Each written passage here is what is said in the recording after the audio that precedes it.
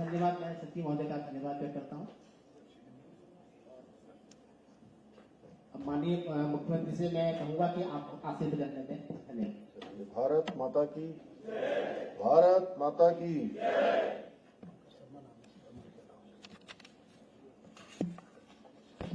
आज परिवहन आरक्षियों को इनकी नियुक्ति हुई है। इस नियुक्ति पत्र वितरण के समारोह में मंच पर आसीन उत्तराखंड सरकार के कृषि एवं कृषक कल्याण मंत्री और ग्राम्य विकास मंत्री, सैनिक कल्याण मंत्री आदरणीय गणेश जोशी जी, राज्यसभा के सांसद और हमारे बहुत वरिष्ठ नेता आदरणीय नरेश बंसल जी,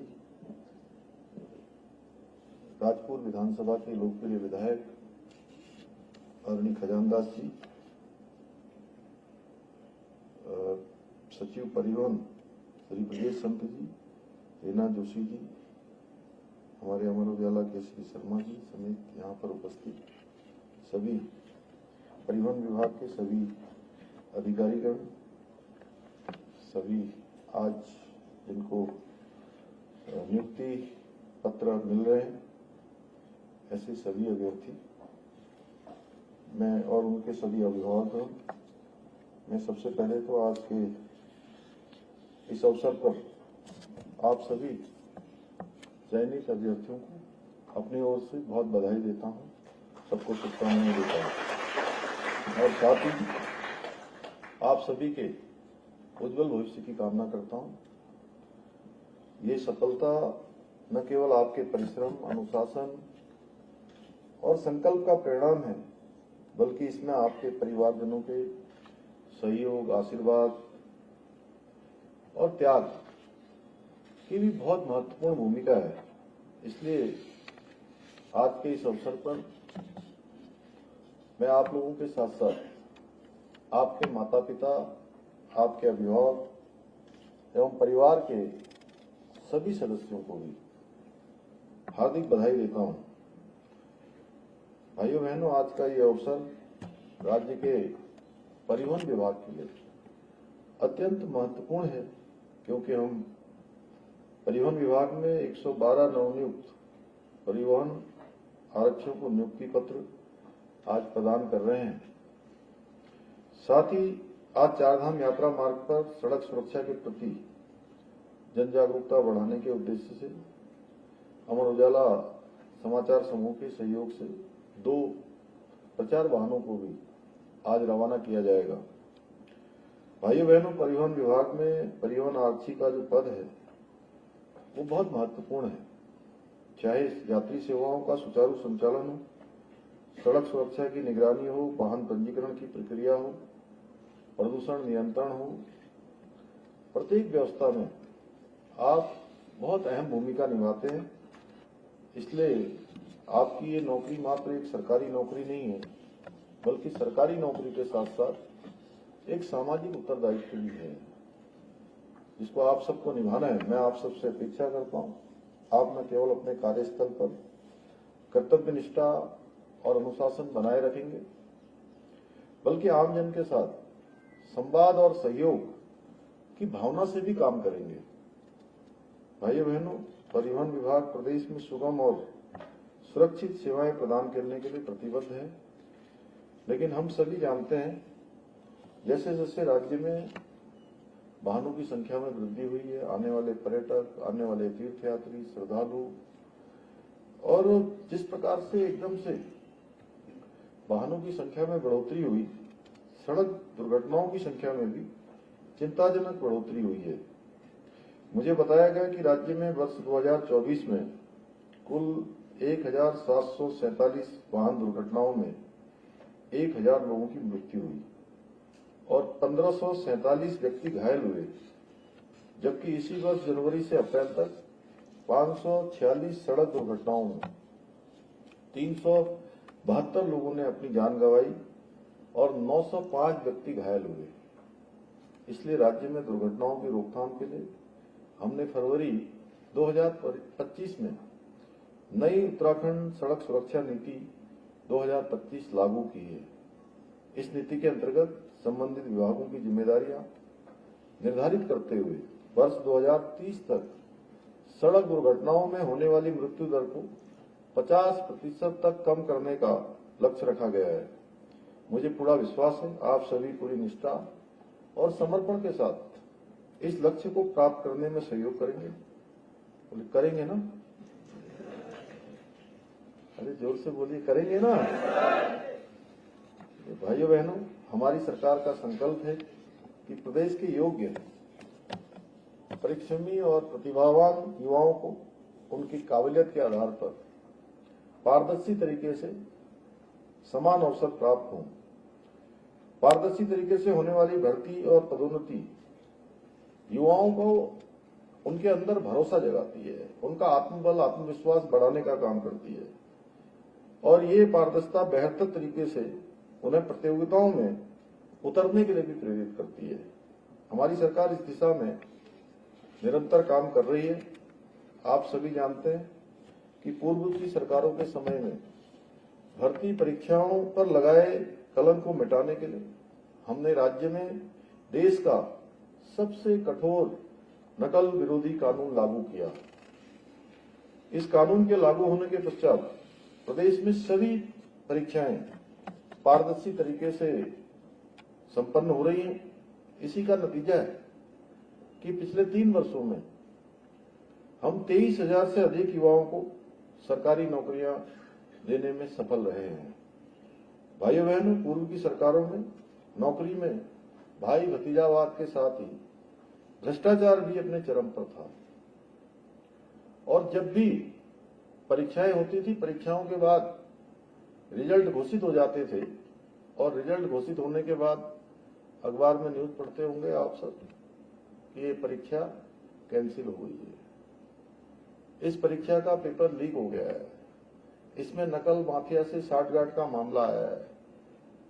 कुछ एक छात्र, कुछ एक अभ्यर्थी जो योग्यता वाले थे, प्रतिभा वाले थे, उनका चयन नहीं हुआ और वो कोर्ट में चले गए। अनेकों प्रकार की अनियमितताएं आए दिन होती थी। इससे हमारे नौजवान युवा भाई बहनों के अंदर, उनके माता पिता के अंदर लगातार उनका आत्मविश्वास घट रहा था। इन परीक्षाओं के लिए भी उनका विश्वास कम हो रहा था। तैयारियां करते थे, कई वर्षों तक तैयारियां करते थे, लेकिन चयन में उनका स्थान नहीं आता था। चयन में ऐसे लोगों का स्थान आ जाता था जो नकल माफियाओं से मिले होते थे, पेपर लीक करवाते थे, पेन ड्राइव से नकल करते थे, अनेक प्रकार के गलत साधनों का प्रयोग करते थे। उसके कारण से विश्वास का एक संकट पैदा होता जा रहा था। हमने इस पर रोक लगाई और नकल माफिया को पूरी तरह से, उसकी नकल माफिया की कमर तोड़ने का काम किया और 100 से ज्यादा नकल माफियाओं को इस प्रकरण में हमने जेल की सलाखों के पीछे भेजने का काम किया।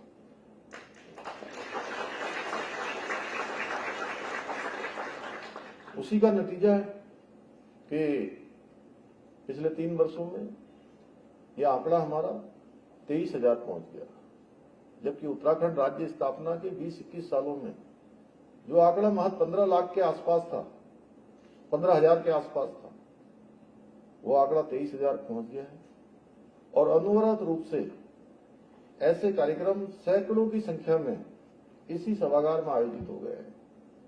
इसके पीछे हमारा उद्देश्य ये भी है कि जो अभ्यर्थी हमारे चयन हो रहे हैं उनको हम प्रोत्साहित करें और वो अपने अपने स्थानों पर जाकर सही तरीके से अपने उत्तरदायित्व का निर्वहन करें।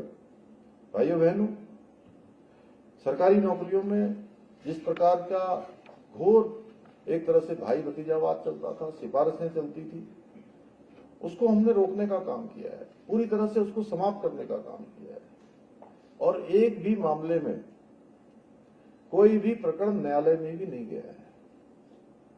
इतनी पारदर्शिता के साथ ये सब नौकरियां संपन्न हुई हैं। हमने प्रदेश में भ्रष्टाचारी रूपी इस दीमक को भी जड़ से समाप्त करने के लिए जीरो टॉलरेंस की नीति के तहत हम काम कर रहे हैं। आप आए दिन देखते होंगे कि अनेक कार्रवाइयां हो रही हैं। हमने इसके लिए प्रदेश के नागरिकों को, प्रदेश की जनता को सुविधा देने के लिए, और देवभूमि उत्तराखंड में एक वर्क कल्चर हमारा स्थापित होना चाहिए, एक कार्य संस्कृति आगे बढ़नी चाहिए। उसके लिए हमने हमारा उत्तराखंड का जो विजिलेंस डिपार्टमेंट है उसमें 1064 एक टोल फ्री नंबर भी जारी किया है और उसके तहत लगातार कार्रवाइयां हो रही। ऐसे प्रकरणों में भी अभी तक 200 से ज्यादा लोगों पर कार्रवाइयां हो गई हैं। जहां भी शिकायतें आती हैं उसकी खोजबीन की जाती है। वो विजिलेंस का अपना तरीका है, उसके तरीके से।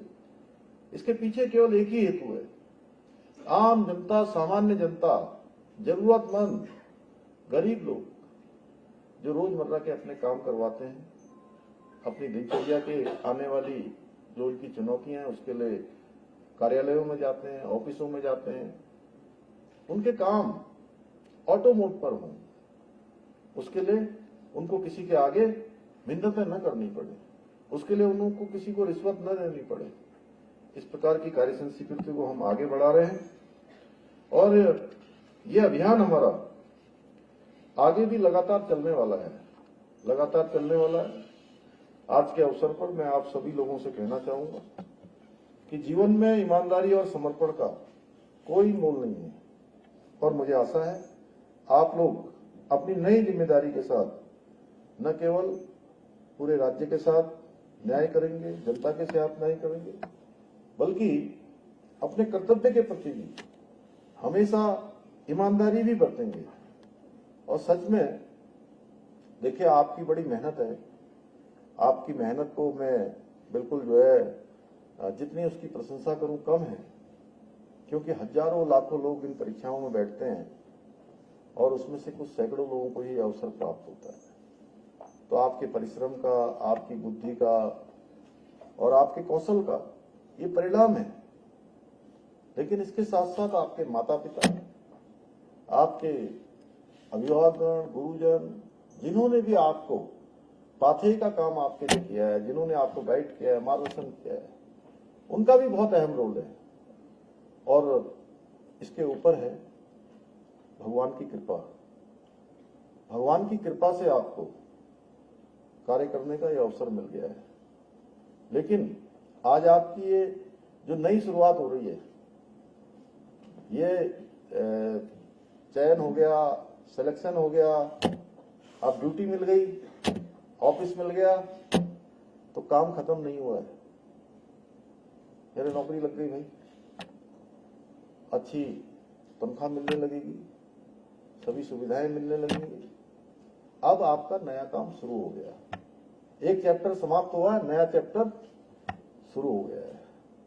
तो ये मानिए नया चैप्टर आपको भगवान की कृपा से मिला है, तो इसको ठीक प्रकार से इस जीवन में आपको सफल होने का मार्ग तो भगवान ने प्रशस्त कर दिया, आपने अपनी मेहनत से उसको आगे बढ़ा दिया। लेकिन आने वाले समय में, आने वाले जीवन में और इस जीवन के बाद कई जीवन में सफल होने के लिए आप अपने दायित्व का, अपनी जिम्मेदारी का, आपके कर्तव्य का ठीक प्रकार से आप निर्वहन करेंगे। आप उसको ईमानदारी से पूरा करेंगे, परिश्रम लगाएंगे और जो जरूरतमंद लोग हैं उनकी सहायता करेंगे। तो मैं दावे के साथ एक बात कह सकता हूं, ये जीवन तो आपका सफल होगा ही होगा। आने वाले कई जीवन आपके सफल हो जाएंगे, कई जीवन आपके सफल हो जाएंगे। इसी के साथ एक बार पुनः मैं आप सभी को शुभकामनाएं देता हूं और भगवान बद्री विशाल से, बाबा केदार से आपके उज्जवल भविष्य की कामना करते हुए, आप सबको शुभकामनाएं देते हुए अपनी बात को समाप्त करता हूं। बहुत बहुत धन्यवाद। मुख्यमंत्री जी का गहराई से धन्यवाद। आपका आशीर्वचन हमको आज प्राप्त हुआ है और माननीय मुख्यमंत्री जी के नेतृत्व में परिवहन विभाग ने केवल हमारे कार्मिकों को और अधिकारियों की संख्या में इजाफा नहीं किया है, लेकिन जो सबसे बड़ी चिंता हमारे पर्वतीय राज्य की है वो है दुर्घटना। और आपके नेतृत्व में, आपके मार्गदर्शन में, आपके चिंतन ने हमारे प्रदेश में दुर्घटनाओं को कम करने का प्रयास किया है। यह हमारे लिए बड़े हर्ष और का विषय है। और आज जितने भी हमारे प्रतिभागी यहाँ पर आए नियुक्ति के लिए, इस कार्यक्रम को हम प्रारंभ कर रहे हैं। ये शुभ घड़ी आ गई है। मैं माननीय मुख्यमंत्री से निवेदन करूंगा कि ये जो हमारे टॉपर प्रतिभागी हैं 2 महिलाएं और 2 पुरुष उनको जो है नियुक्ति पत्र देकर हमें गौरवान्वित करें। पहले श्री रोशन सिंह सजवान। रोशन सिंह सजवान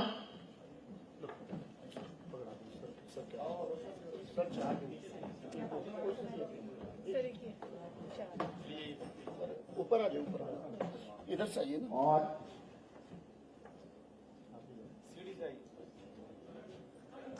आओ आई इसका विकास सिंह। आई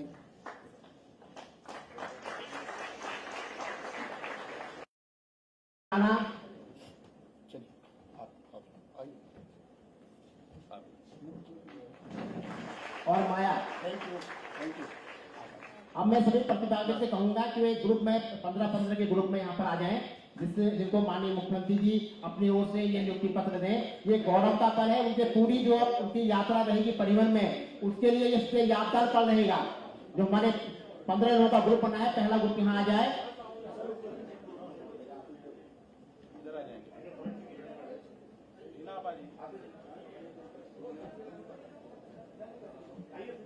ये हमारे जितने भी परिवहन आरक्षी हैं, इनके लिए बड़े गौरव का पल है कि माननीय मुख्यमंत्री जी स्वयं इन लोगों को जो है अपने हाथ से नियुक्ति पत्र दे रहे हैं।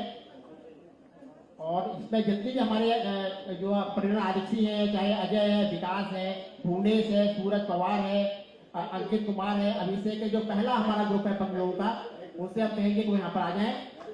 और इनको जो है बहुत बहुत बधाई भाई। इन लोगों को आपको माननीय मुख्यमंत्री जी का आसन मिल गया है। अब हमारा जो ग्रुप सेकेंड है वो लोग यहाँ पर आ जाए, जिसमें कमलेश ठाकुरी है, चंद्रमोहन है, श्रवण कुमार है, अरविंद कुमार है, गौरव सिंह खाती है, गजेंद्र सिंह संबल है। ये आपकी नौकरी के लिए पहले जो शुरुआत हो रही है, ये यादगार पल आपके लिए हो गया है। हम हृदय की गहराई से माननीय मुख्यमंत्री का स्वागत करते हैं, धन्यवाद व्यक्त करते हैं और चाहते हैं कि नई प्रतिभा को कर्तव्य से उनका उत्साहवर्धन करें। हमारे जितने भी नए परिवहन आरक्षी आज परिवहन विभाग में प्रवेश कर रहे हैं, मेरे इस सदन में बैठे सभी लोगों से कहूंगा कि तालियों में कंजूसी न करें और माननीय मुख्यमंत्री जी उनको आशीर्वाद दे रहे हैं, तब तक ध्वनि से उनका स्वागत करें।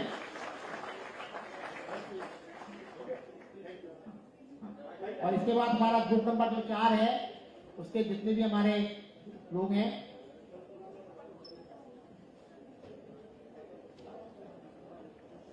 आप लोग सौभाग्यशाली हैं कि माननीय मुख्यमंत्री जी ने इतना महत्वपूर्ण समय निकालकर आप सभी लोगों को अपना आशीर्वचन दिया है और आपकी शुरुआत इतनी अच्छी हो रही है। इसे माननीय मुख्यमंत्री जी का भी हम धन्यवाद करते हैं और आपका भी जो है धन्यवाद करते हैं सभी अतिथियों का कि आपने महत्वपूर्ण समय लेकर इन बच्चों को आशीर्वाद दिया है।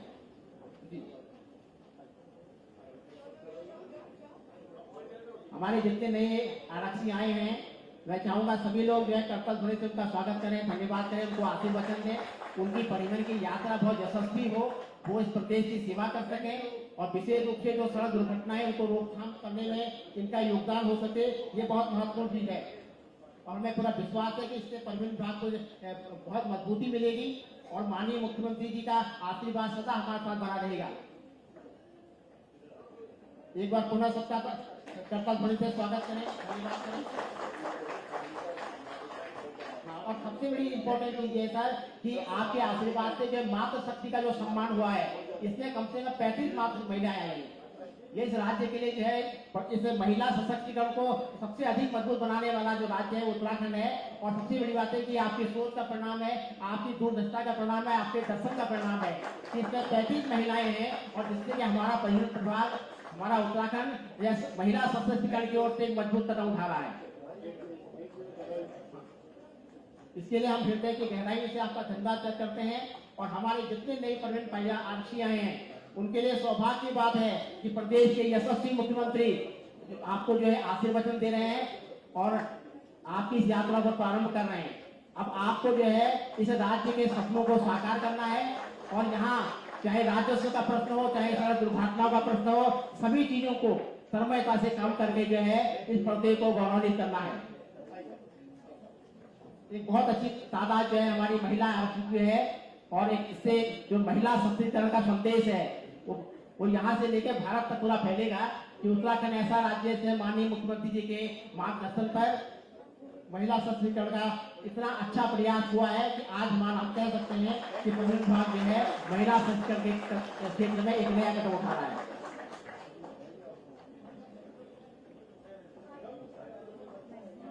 और ये अपने आप में बहुत है सर। और सर आपके प्रति लोगों का स्नेह आशीर्वाद इतना है कि परिवहन विभाग के अधिकारी भी जो है फोटो खिंचाने के लिए लालायित हो रहे हैं सर। ये चीज है सर।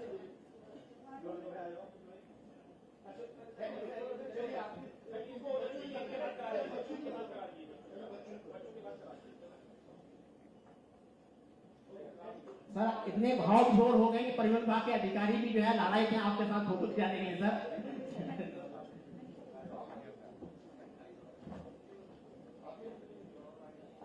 और मैं बताना चाहता हूँ सर कि ये जो नियुक्तियां हैं इसके साथ साथ जो है सड़क सुरक्षा के प्रति जो आपकी चिंता थी उसको देखते हुए जो है आपके मार्ग निर्देशन पर एक जो है सुरक्षा प्रचार वाहन जो है चारधाम यात्रा में आज रवाना होने जा रहा है, जिसको आप हरी झंडी देंगे और 1 महीने तक वो जो है पूरा प्रचार करता रहेगा।